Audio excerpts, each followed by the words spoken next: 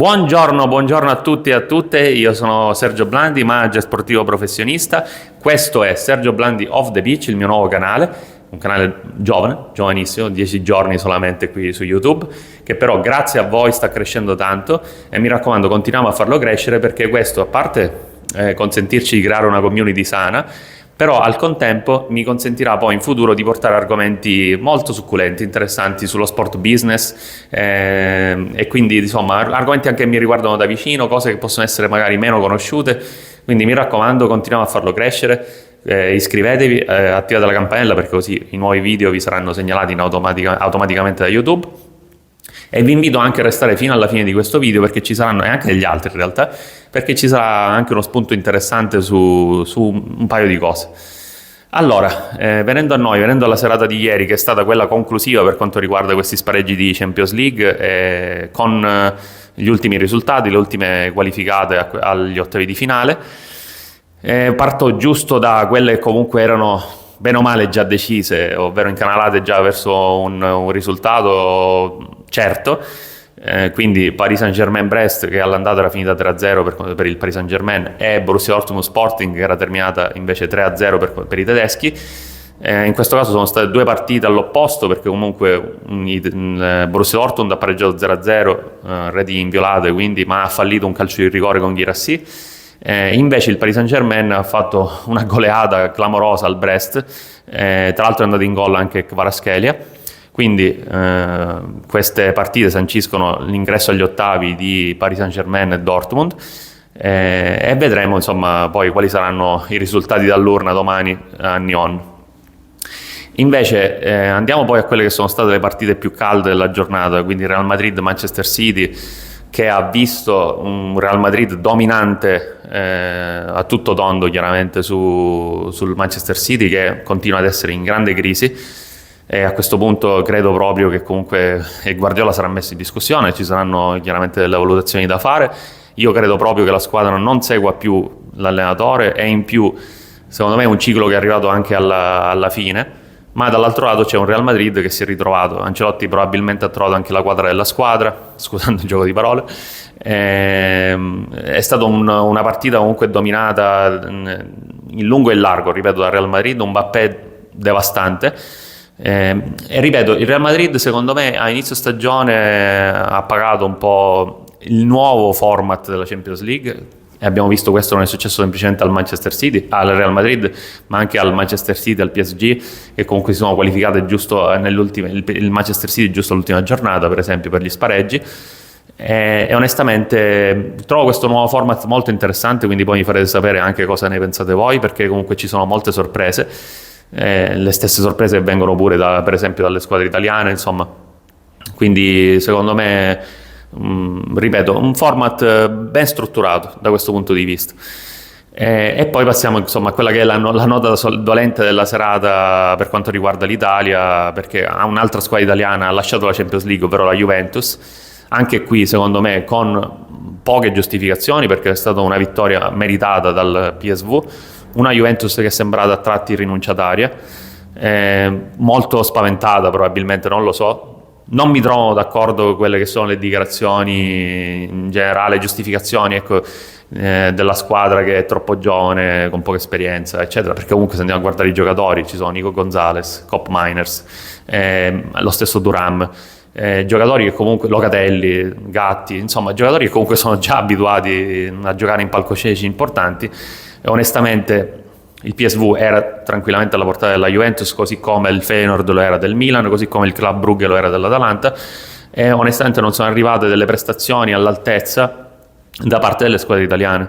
C'è poco da ragionarci. Io credo soprattutto anche che sia un problema, ripeto, di attivazione, cioè attivazione vera e propria verso la partita. Secondo me è un'ansia disattivante, come dicevo ieri, no? C'è troppa pressione probabilmente sulle squadre, sul risultato che può arrivare, che poi comporta delle prestazioni di questo tipo, perché non ci possono essere altre spiegazioni altrimenti. Onestamente, ripeto, un PSV che chiaramente è una squadra ben strutturata, non è una squadra come il Feyenoord in difficoltà, però comunque la Juventus non è riuscita a prendere il pallino del gioco in mano, semmai stava subendo proprio in maniera incredibile il PSV. Tra l'altro ci sono stati dei momenti proprio della partita in cui il PSV entrava nell'area della Juventus in maniera facile, sembrava come un coltello nel burro. Il centrocampo della Juventus veniva spesso tagliato da questi inserimenti dei giocatori del PSV, la difesa altrettanto. Ci sono state tantissime occasioni, tra l'altro un giocatore che mi ha rubato pure l'occhio è stato questo Bakayoko, che è entrato per sostituire Perisic, che è sempre stato una spina nel fianco un po' della difesa della Juventus. Ha rubato anche alcuni palloni molto interessanti che poi hanno portato a potenziali occasioni da gol. Quindi non lo so, onestamente mi sembra davvero una partita e una situazione in generale per le italiane su cui bisogna riflettere. Sicuramente c'è da valutare quelli che sono stati, per quanto riguarda la Juventus, anche gli acquisti, i tanti soldi spesi sul mercato e come hanno reso. Io credo che qui ci sia una colpa un po' da dividere tra staff tecnico, ma anche da staff da dirigenza, comunque staff manageriale, perché comunque secondo me molte decisioni, molti giocatori che sono stati comprati non erano già funzionali al progetto della Juventus, quindi al gioco in generale della squadra e dell'allenatore. E secondo me anche Thiago Motta deve crescere molto nella gestione delle partite, quindi onestamente insomma è una situazione che deve essere valutata bene da parte del management della Juventus.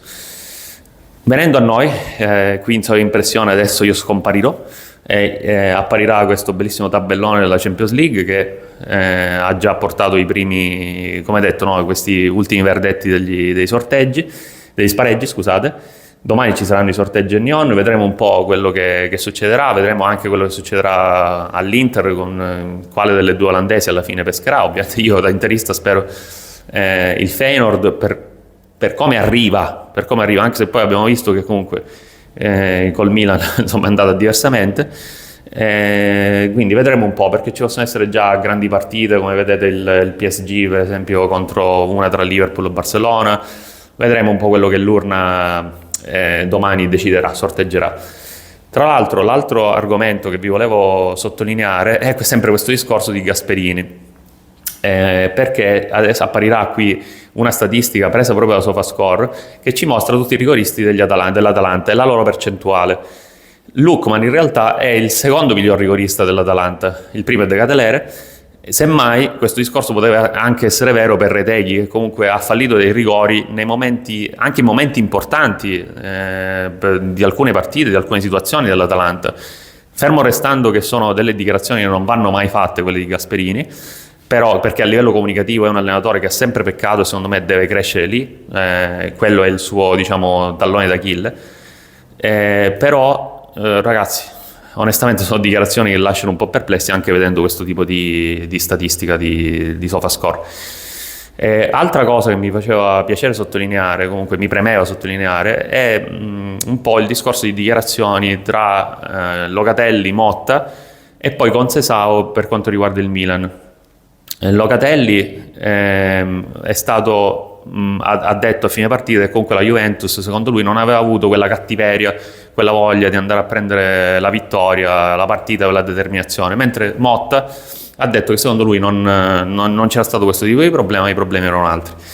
Ora questa è un po' una discussione che abbiamo visto anche recentemente nell'Inter con Mkhitaryan, Inzaghi che comunque ha detto che l'unica soluzione è il lavoro, non dobbiamo parlare. Secondo me a volte bisogna evitare di fare un determinato tipo di dichiarazioni controproducenti, perché la comunicazione è importante, perché la comunicazione può destabilizzare gli ambienti, quindi vedremo un po' quello che succederà anche dopo queste dichiarazioni di Locatelli, insomma un po' mi lasciano d'accordo in realtà, perché si è vista questa poca voglia della Juventus di prendere la partita, non perché magari i giocatori non volessero, ma secondo me proprio perché andava a mancare quella determinazione per andare a prendere quel qualcosa in più, anche perché tra l'altro la Juventus aveva due risultati a disposizione, o il pareggio o la vittoria. E dall'altro lato invece un Conceição che cerca sempre di costruire, no, questo spirito squadra, dicendo che comunque secondo lui la vittoria, la sconfitta, il non passaggio del turno è stato principalmente un demerito suo, quindi di andare diciamo, ad analizzare lui piuttosto che la squadra, questo per cercare di attirare a sé le critiche, no? Chiaramente, di lasciare in pace i giocatori. Poi è chiaro che comunque lui sottolinea anche il fatto che era una squadra che non era stata costruita da lui, che era una squadra che comunque già veniva da una situazione non facile. Però secondo me comunque è diverso, è un tipo di dichiarazione diversa che va verso, ripeto, la formazione del gruppo, la compattezza del gruppo, anche se lui poi dice che l'ambiente del Milan non è facile, e ce ne siamo accorti, devo dire, in questi mesi. Vedremo un po' quello che succederà. Intanto vi ringrazio, ripeto, per essere qui fino alla fine del video, per seguirmi sempre, spero che troviate interessante, ripeto, questi contenuti, ne porterò di altri. Vi ringrazio sempre per il supporto e ci vediamo presto, vediamo se farò un video di reazione ai sorteggi o comunque ci vedremo poi per futuri argomenti. Un abbraccio, grazie a tutti.